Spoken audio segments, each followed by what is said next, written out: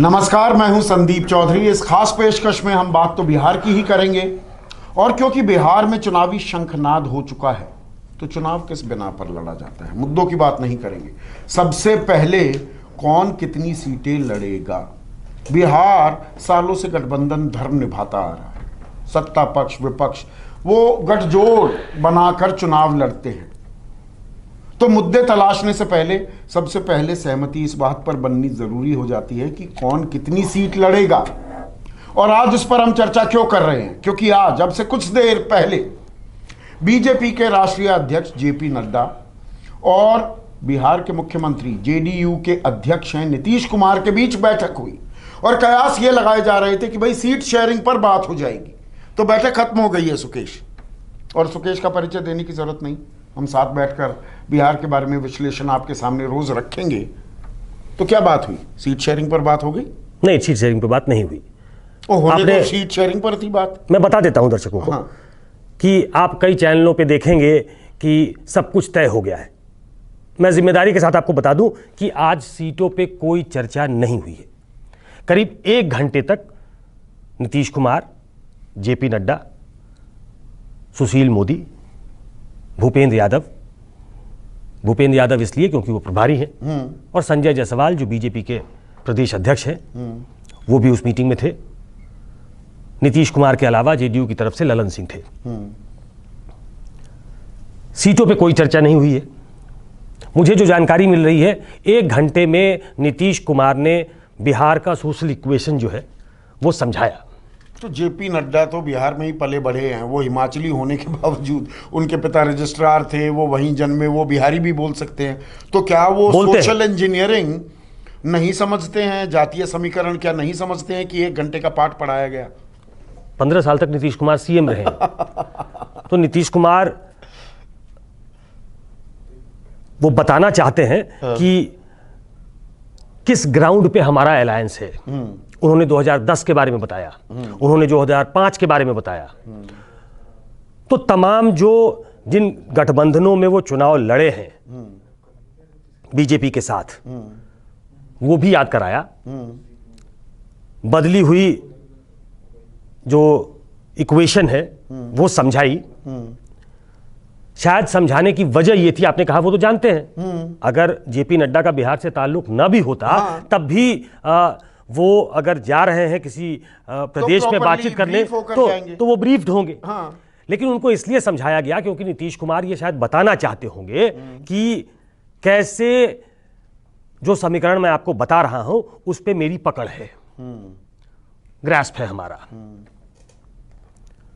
हंसी मजाक हुई, या वो ये बता रहे थे, देखिए ये मेरा इलाका है, यहाँ का बिग ब्रदर मैं हूँ, प्रधान मैं हूँ, मुख्यमंत्री मैं हूँ, ये मेरा इलाका है और मेरे हिसाब से ही बातचीत होगी। उसकी भी पृष्ठभूमि तैयार कर दी नीतीश कुमार। एग्जैक्टली मैं यही कह रहा हूँ कि वो ये बता रहे थे कि यहाँ इन जो विषयों पे मैं चर्चा कर रहा हूँ उसको बड़े गूढ़ तरीके से मैं समझता हूँ, उस पर मेरी पकड़ है। शायद ये भी कि ये वोट बैंक मेरा है, शायद ये भी चेहरा मैं हूं, कि चेहरा तो मैं हूं ही।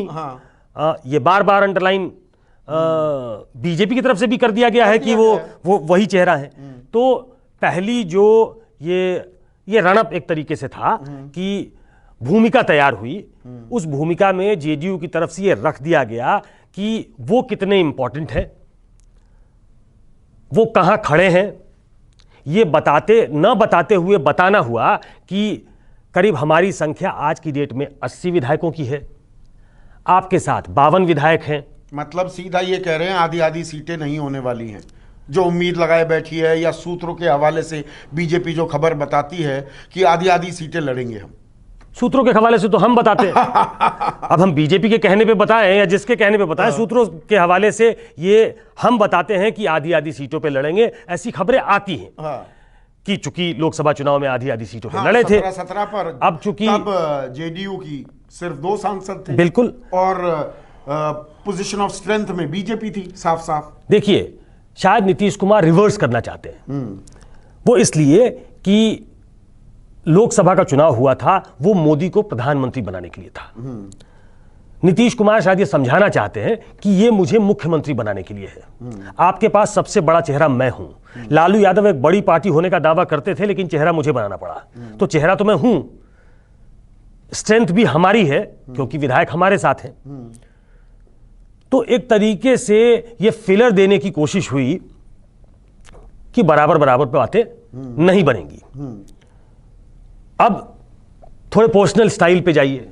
जितना मैं नीतीश कुमार को जानता हूं, 2005 भी देखा, 2010 भी देखा, 2015 भी देखा, नीतीश कुमार डायरेक्टली सीटों पे बात नहीं करते। हाँ। 2005 में जो लोग पार्टी के साथ थे, जेडीयू के साथ थे, उनमें से किसी को ऑथराइज किया गया, वो बात करते थे। लास्ट मिनट पे मुझे याद है जब ऐसा कुछ फंसता था मसला कि अब नीतीश कुमार को इंटरवीन करने की जरूरत है, तो उस जमाने में अरुण जेटली प्रभारी हुआ करते थे बीजेपी के, तो नीतीश कुमार अरुण जेटली बात करते थे और उस दिन वो फाइनल हो जाता था। तो आज की तारीख में भी नीतीश कुमार डायरेक्टली बात करने वाले नहीं हैं। नीतीश कुमार जेपी नड्डा से बात नहीं करेंगे। 2019 की बात करें तो प्रधानमंत्री मोदी और उस टाइम अध्यक्ष थे बीजेपी के अमित शाह, और वो जोर लगा रहे थे अब वो ज्यादा सीटों पर चुनाव लड़ें। और बात यहां पर आ गई कि प्रधानमंत्री मोदी ने कहा कि जो नीतीश चाह रहे हैं वैसा करिए, बराबर बराबर अगर चाह रहे हैं तो वो 17-17-6 का फॉर्मूला इजाद हुआ। तो क्या यहां पर नीतीश कुमार जेपी नड्डा से बात नहीं करेंगे, सीधी प्रधानमंत्री से बात होगी, या कि हमारे पास ऑफर लाओ, give me an offer I can't refuse, उस मुद्रा में भी दिख रही है जेडीयू कि हमारी बात मान जाओ, हम बड़े हैं। देखिए, दोनों बातें हैं। जेडीयू अपने स्ट्रेंथ के हिसाब से सीटें ज्यादा मांगेगी। आज की बातचीत जो है और बातचीत की जो पृष्ठभूमि है, उससे ये लगता है कि जेडीयू ज्यादा सीटें मांगेगी, बीजेपी से क्लेम करेगी। अब बीजेपी का पक्ष यह है कि 15 साल की एंटी इनकम्बेंसी है। नीतीश कुमार को हमने चेहरा बनाया है। खबरें ऐसी भी आ रही हैं कि बीजेपी ने जो इंटरनल अपना असेसमेंट किया है उसमें यह लगता है कि नीतीश कुमार का ग्राफ पहले से गिरा है, लेकिन प्रधानमंत्री का ग्राफ वहीं खड़ा है, बना हुआ है। उनका जो पर्सोना है उसमें कोई इरोजन नहीं है। तो उनके पास एक बहुत बड़ा चेहरा है, तो वो उस चेहरे के हिसाब से और प्रधानमंत्री ने जो काम किया है उसको गिनाकर वो ये बताना चाहेंगे कि इस बार क्लेम हमारा बनता है। हम लोकसभा में जैसे लड़ते हैं वैसे विधानसभा में लड़ लें। जेडीयू ये कहने की कोशिश करेगी कि हम 25 और 15 थे लोकसभा में।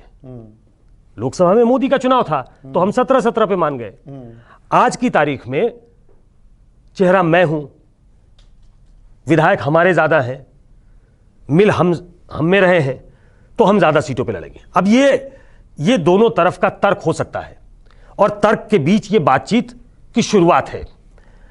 सीटों पे चर्चा नहीं है, लेकिन चर्चा किस तरफ जानी चाहिए इस बात का इंडिकेशन है। हाँ, किस राह पर चर्चा जाएगी। इसमें एक गुगली भी फेंकेंगे क्या, या ऑलरेडी फेंक दिया नीतीश कुमार ने कि देखिए चिराग पासवान एलजेपी जो है ये आपके खाते में है बीजेपी वालों, हमसे तो वो गठबंधन की बात के लिए ही तैयार नहीं है, कोई ऐसा गठबंधन नहीं।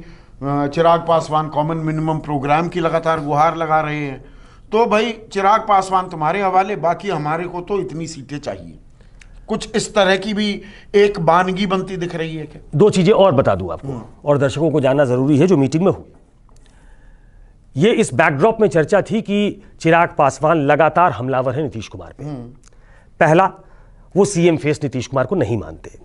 दूसरा, वो एक कॉमन मिनिमम प्रोग्राम चाहते हैं। तीसरा, वो लगातार ये कह रहे हैं अपने ट्वीट्स में, अपने स्टेटमेंट्स में कि बहुत सारी चीजें होनी थी जो बिहार में नहीं हुई हैं, बेहतर तरीके से हो सकती हैं। बिहार फर्स्ट, बिहारी फर्स्ट, उन्होंने एक नारा भी दिया है। कई बार उनका नारा ऐसा लगता है कि वो मेल खा रहा है आरजेडी के नारे से। लेकिन इस पूरी मीटिंग में एलजेपी की कोई चर्चा नहीं हुई है।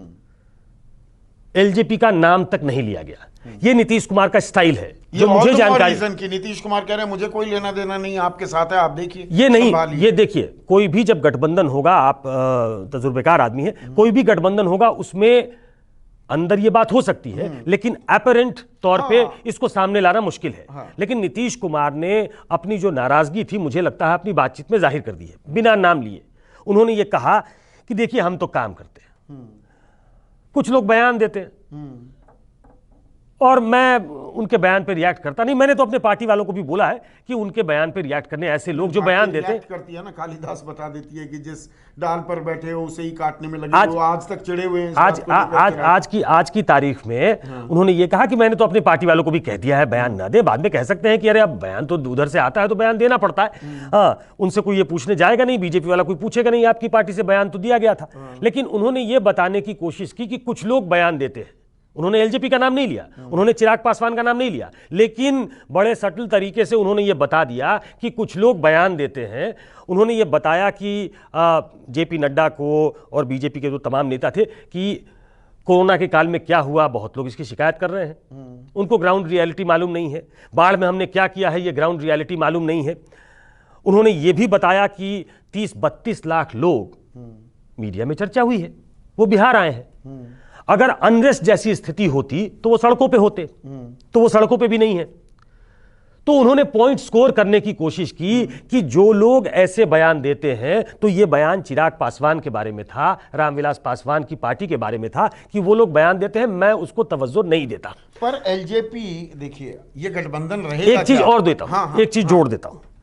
जब ये बातचीत हो गई है, उसके तुरंत बाद चिराग पासवान का एक इंटरव्यू देखा मैंने, जिसमें उन्होंने पहली बार यह मान लिया है कि नीतीश कुमार को चेहरा मानने में हमें कोई गुरेज नहीं है, कोई गुरेज नहीं है। अब इन दोनों को मैं जोड़कर देखता हूं। नड्डा और नीतीश कुमार की मुलाकात इस बात को अंडरलाइन करती है कि इस गठबंधन में दो बड़ी पार्टियां हैं। हाँ। बीजेपी ने जेडीयू को अपना स्वाभाविक पार्टनर माना है, इसीलिए नड्डा उनसे मिलने गए हैं। अभी तक कोई फिजिकली अगर देखा जाए इन पर्सन जो मुलाकात होती है, वो जेडीयू, माफ कीजिएगा, एलजेपी और बीजेपी के नेताओं के बीच नहीं हुई है। उन्होंने अपना पार्टनर चुना कि हमारा इंपॉर्टेंट पार्टनर है वो जेडीयू है, जेडीयू के अध्यक्ष हमारे मुख्यमंत्री पद के उम्मीदवार हैं। तो ये मीटिंग उन दोनों के बीच में हुई है। ये बात कहीं ना कहीं खलबली पैदा करती होगी बिल्कुल एलजेपी में अगर कि हमसे गठबंधन है जी, 3 पार्टियां हैं, 2 बड़ी हैं, पर एलजेपी भी अपने आप को बड़ी पार्टी मानती है। 6 सांसद तो हैं उसके। तीनों के तीनों पार्टियों के नेता आपस में बैठने चाहिए थे, यहां 2 बैठ रहे हैं, तो तीसरे को कह रहे हैं भैया आना है तो आओ, तुम्हें पहले कबूल करना पड़ेगा हमारी बातों को। देखिए ये भी कहा जा रहा है। मैं मतलब इस तरीके से इसको देखूं कि तीसरा दल भी बैठेगा, ये ऐसा नहीं हो सकता, और मांझी भी बैठेंगे। अगर गठबंधन दिखाना है तो चारों को बैठना जरूरी होगा। ये एक मीटिंग होगी जिसमें सीटें तय होने के पहले वो बैठक दिखाई जाएगी कि हम सब मिलकर चुनाव लड़ रहे हैं। लेकिन पहले जेडीयू और बीजेपी का मिलना इस बात की तरफ इशारा करता है, और बहुत थोरो तरीके से करता है, कि ये दोनों प्रमुख पार्टियां हैं, इन दोनों के बीच का गठबंधन है। रामविलास पासवान तीसरे पार्टनर हैं। रामविलास पासवान ये कह सकते हैं, और उनकी तरफ से ये बार बार कहा जाता है कि बीजेपी के खिलाफ हमने एक बयान नहीं दिया। हम बीजेपी के अब पुराने एलाई हैं, जेडीयू तो बीच में छोड़कर चली गई थी। वो बार बार ये शायद एहसास कराने की भी कोशिश करते होंगे कि नरेंद्र मोदी जब राष्ट्रीय फलक पे आ रहे थे, बहुत सारे लोग उनका विरोध कर रहे थे, तो गठबंधन के दौरान गठबंधन को वो बड़ा बनाएं, उसको एक लार्जर पिक्चर दें। तो सैंक्टिटी नरेंद्र मोदी को उस रामविलास पासवान ने दी जिन्होंने कभी विरोध करते हुए 2002 के मुद्दे पे वाजपेयी का मंत्रिमंडल छोड़ दिया। सबसे पहले तो उन्होंने छोड़ा, नीतीश कुमार ने तो बाद में छोड़ा। बिल्कुल 2 साल लग गए थे छोड़ने में। बिल्कुल। तो वो ये बता के शायद एहसास कराना चाहते होंगे बीजेपी को कि हम आपके नेचुरल एलाई हैं। लेकिन बीजेपी ने अपनी प्राथमिकताएं साफ की, उन्होंने जेडीयू के साथ पहले मुलाकात की है। तो कुल मिलाकर यह है कि मुलाकात तो हो गई है, एक ग्राउंड रियलिटी बिहार की बता दी है नीतीश कुमार ने। अब क्या उसके आधार पे नीतीश कुमार किसी को अपॉइंट करेंगे कि हमारी तरफ से ये बात कर लेंगे, जो नीतीश कुमार का तरीका है, और उसके बाद बातचीत आगे बढ़ेगी। ऐसे में एक आखिरी सवाल, फिर एलजेपी कहां रह जाती है? देखिए आपने कहा 6 सांसद हैं, सीधा गणित है, अगर आपके 6 सांसद हैं, 243 सीटें हैं बिहार में, तो मोटा मोटा एक सांसद के खाते में आई 6 विधानसभा सीटें, तो वो कहेंगे हमें 36 सीटें दो। ये 36 सीट का तो बातचीत का सिलसिला उस आंकड़े की तरफ तो नहीं दिख रहा है एलजेपी के लिए। देखिए, लोकसभा और विधानसभा का चुनाव उसका मैग्नीट्यूड भी अलग होता है। जो एक लोकसभा है उसमें 6 या 7 अगर विधानसभा है तो वो सारी सीटें एक पार्टी के लोग नहीं लड़ते हैं। लेकिन मोटे तौर पे ये अंडरस्टैंडिंग होती है कि भाई हमारे 6 सांसद हैं तो 35-40 सीटें दीजिए या 30 से ऊपर चाहिए। इतनी होती है। पिछली बार वो 42 लड़े थे। वो ग्राउंड कंसीड करना नहीं चाहेंगे। लेकिन जो हकीकत है वो ये है कि पासवान के काट के तौर पे ऑलरेडी नीतीश कुमार एक दलित को, महादलित को अपने फोल्ड में ले आए हैं। और ऐसा हो नहीं सकता कि उन्होंने ये काम बिना बीजेपी से पूछे किया हो। और मांझी बिना किसी कमिटमेंट के नीतीश कुमार ने अभी तक उनको कमिट नहीं किया हम कितनी सीटों पे लड़ेंगे। जो जानकारी है उन्होंने कह दिया है कि जितनी सीटें आपको ठीक लगे वो हमको दे दीजिए, मैं आपके लिए तैयार हूं, आपको मुख्यमंत्री बनाने के लिए तैयार हूं, आपने बिहार के लिए अच्छा किया है। अब वो इस लाइन पे है। तो एक काट के तौर पे रामविलास पासवान के वो मांझी को ऑलरेडी ले आए हैं। तो ये सोची समझी रणनीति जेडीयू की तरफ से खेली जा चुकी है।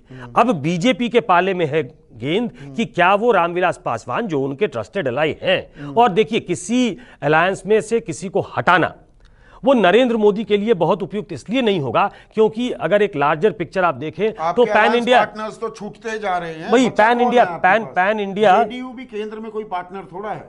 शिरोमणि अकाली दल भी आंखें तरेरने लगा, शिवसेना बाहर हो गई है। तो ऐसे में ये खतरा वो मोल नहीं लेंगे। जो कंसिलिएटरी नोट है चिराग पासवान का कि हम नीतीश कुमार को मुख्यमंत्री का चेहरा मानने में कोई गुरेज नहीं है, वो इसकी तरफ इशारा करता है कि कहीं ना कहीं बात बनेगी और बीजेपी को इसमें एक रोल अदा करना पड़ेगा। तो अभी गठबंधन की माथापच्ची चल रही है। सीट शेयरिंग की बात अभी शुरू भी नहीं हुई है, लेकिन उसकी जमीन तैयार की जा रही है। अभी के लिए बस इतना ही। नमस्कार।